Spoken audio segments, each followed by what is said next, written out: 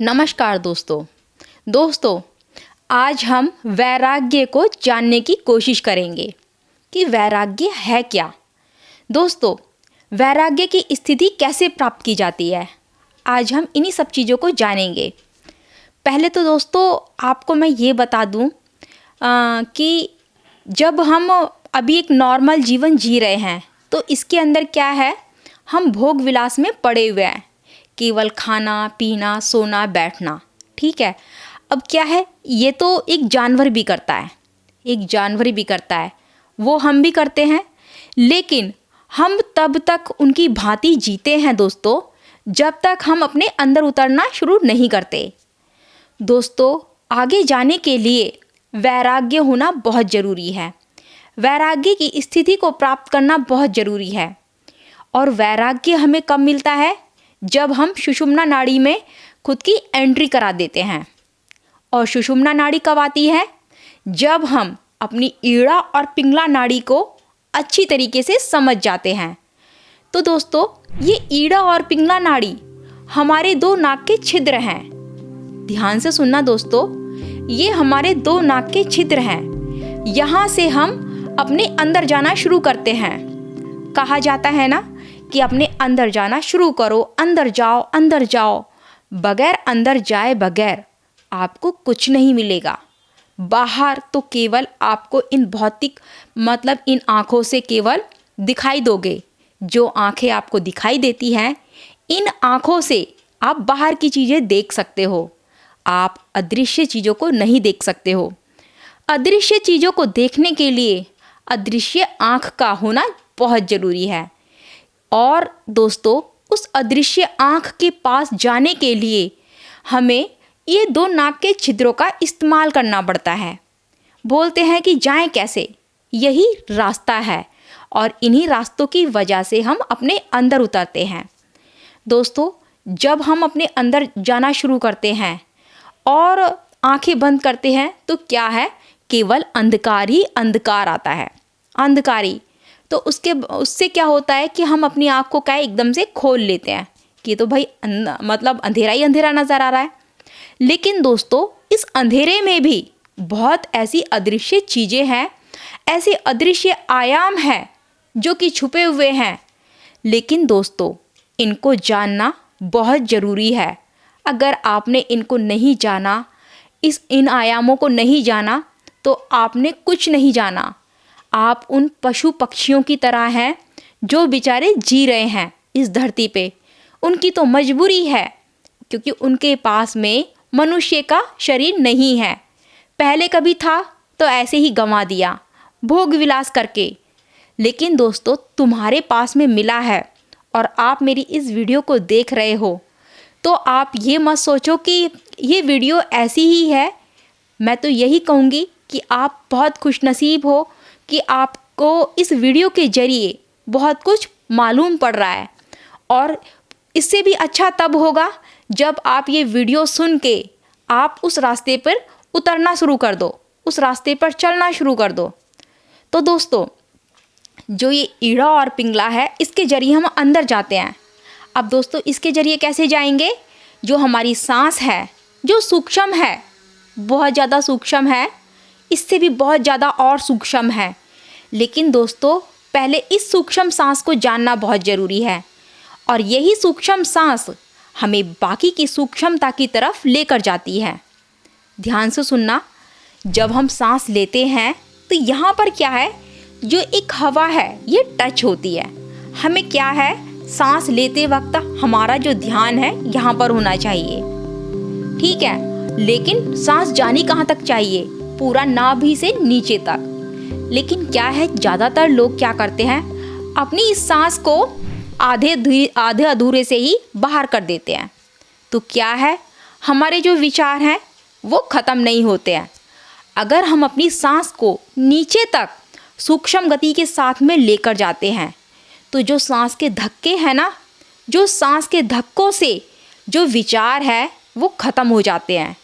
क्योंकि जो हमारा ध्यान है हमारी सांसों पर रहता है, और ये सांस कहाँ कहाँ जा रही है, किस किस इलाके से गुजर रही है, कौन कौन सी नाड़ियों में जा रही है, गुजर रही है, तो इसका हमें ज्ञान होता है।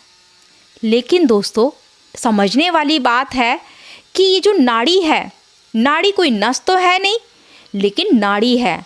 ये दोनों नाड़ियाँ भी है, नस नहीं है, इनको काट के देखा नहीं जा सकता, लेकिन नाड़ी है। और भी 72,000 नाड़ियाँ हैं। अगर आपने इन दोनों नाड़ियों को जान लिया दोस्तों, आप बाकी की 72,000 नाड़ियों को भी बड़े अच्छे तरीके से जान जाओगे। लेकिन दोस्तों, वैराग्य आपको तभी मिलेगा जब आप सुषुम्ना नाड़ी में जाना शुरू करोगे, जब आपकी एंट्री सुषुम्ना नाड़ी में होगी। सुषुम्ना नाड़ी में जाने से ही आपको वैराग्य की प्राप्ति होगी, और वैराग्य की स्थिति में रहते हुए ही बाकी के चक्रों का ज्ञान होगा। और चक्रों का क्या क्या ज्ञान है वो तो आपको तभी मालूम होगा। दोस्तों, जब तक आपको चक्रों का ज्ञान नहीं होगा, जब तक आपके पास में बहुत सारी सिद्धियां नहीं होंगी और सिद्धियों का कोई लालच ना होते हुए भी और आप अपने सहस्त्रार्थ तक पहुंच जाते हो, तो ये मानो कि आपके ऊपर उस परमात्मा की बहुत बड़ी कृपा है, बहुत बड़ी कृपा है, क्योंकि आपने रिद्धि सिद्धियों को भी पीछे छोड़ दिया। लेकिन ज़्यादातर अक्सर लोग क्या करते हैं कि रिद्धि सिद्धियों में ही फंस कर रह जाते हैं। वो अपने आप को राजा समझने लगता है कि मेरे से बड़ा शक्तिशाली तो कोई है ही नहीं, मैं तो कुछ भी कर सकता हूँ, क्योंकि मेरे पास तो रिद्धि सिद्धियों का भंडार है। बस दोस्तों, यही चीज़ उसे ख़त्म कर देती है। जो चीज़ होती भी है ना, वो भी चली जाती है। दोस्तों, हमें सिद्धियों का लालच नहीं करना है। सिद्धियाँ क्या है, रुकावट का काम करती है। दोस्तों, सिद्धियाँ क्या है, रुकावट का काम भी करती है। और दोस्तों, सिद्धियाँ हमारा आगे का द्वार भी खोलती हैं। दोस्तों, मैं आपको एक चीज़ बताऊं, जब आपकी सांस नीचे तक आती है तो सांसों के धक्के से आपके विचार गायब होते चले जाते हैं।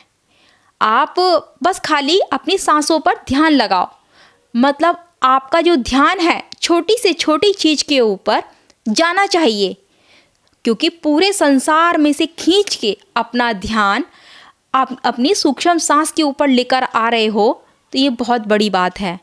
फिर दोस्तों, जो आपके अंदर विचार चल रहे हैं वो धीरे धीरे सांसों के धक्कों से गायब हो जाएगी। और यही सांस का धक्का आपका जो रूट चक्र है उसके ऊपर लगता है। और फिर दोस्तों, जब रूट चक्र पर ये धक्का लगता है तो वहाँ से क्या है, सुषुम्ना नाड़ी ऊपर उठना शुरू करती है। सुषुम्ना नाड़ी में क्या है, एक लिक्विड होता है, वो लिक्विड क्या है, ऊपर चढ़ने लगता है। और सुषुम्ना नाड़ी के अंदर ही सारे चक्र स्थापित होते हैं, वो भी सुप्त अवस्था में सोए रहते हैं, क्योंकि दोस्तों उन्हें चार्ज करना पड़ता है। चार्ज कैसे करेंगे, जब हम शांत रहेंगे, कम बोलेंगे, मेडिटेशन करेंगे, और जो ब्रह्मांड की एनर्जी है, ब्रह्मांड की एनर्जी से हम अपने सहस्त्रार चक्र को कनेक्ट करते हैं। तो क्या है दोस्तों, हम यहाँ पर क्या है, एक अदृश्य ऊर्जा यहाँ पर गिरती रहती है। लेकिन अदृश्य ऊर्जा गिरना तब क्या नाम है, बंद होती है जब हम क्या है, बोलना शुरू करते हैं। बोलना क्या है, बोलना, विचार आने, ये क्या है, हमारी उस ऊर्जा को रोकने के लिए एक बांध का काम करते हैं। ध्यान देना दोस्तों, अगर आपको वैराग्य की स्थिति प्राप्त करनी है तो आपको अपने विचारों को ख़त्म करना होगा। और इनको दोस्तों ज़बरदस्ती ख़त्म नहीं कर सकते। अगर आप इनको ज़बरदस्ती ख़त्म करेंगे तो ये ख़त्म नहीं होंगे। बस इतना ही कहूँगी कि आप बस कोशिश करते रहो, लगे रहो, प्यार से, प्रेम से। अगर आप इनको बड़े प्रेम से अपनी सांसों को देखोगे एक इंजॉय की तरह कि हाँ मैं इंजॉय कर रहा हूँ, ज़बरदस्ती नहीं, ज़बरदस्ती कुछ नहीं हो सकता, ज़बरदस्ती इस मन को नहीं बांधा जा सकता। हाँ, बस खाली इतना करो कि आपको एक ही स्थान पर आधे घंटे तक बैठना है। दर्द होगा, धीरे धीरे वो दर्द भी ख़त्म हो जाएगा।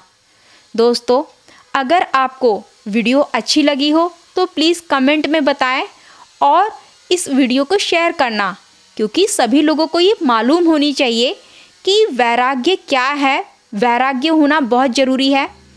वैराग्य नहीं होगा तो हम आगे नहीं जा पाएंगे।